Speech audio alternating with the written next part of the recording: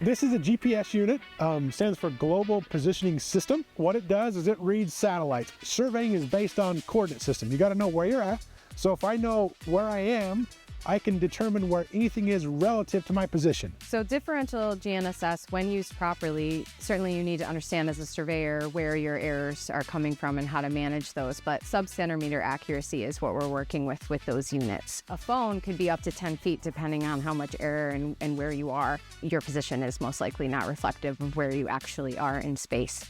In practice, what we typically do is we use GNSS to cover as much ground as we can. The strength of GNSS is that you have an error ellipse that's relatively small for any given point. So when you're driving your car and you're within 10 feet, that's close enough. Well, let's say I'm using this GPS as a surveyor. I'm building roads, putting in houses. I need to know exactly where someone owns so they can put a fence in. 10 feet's not close enough to make sure that the water on the road is going to run off the road and not make a big puddle or pond up in the middle of the road. Or like say we're in an area where home values are worth a lot and this land is worth a lot of dollars per square foot. If I'm off 10 feet on their boundary and they fence it and the neighbor wants that land, that's going to end up in court. So I need to know exactly where their deed, where their property rights start and the next door neighbor's ends. And this allows me to do it.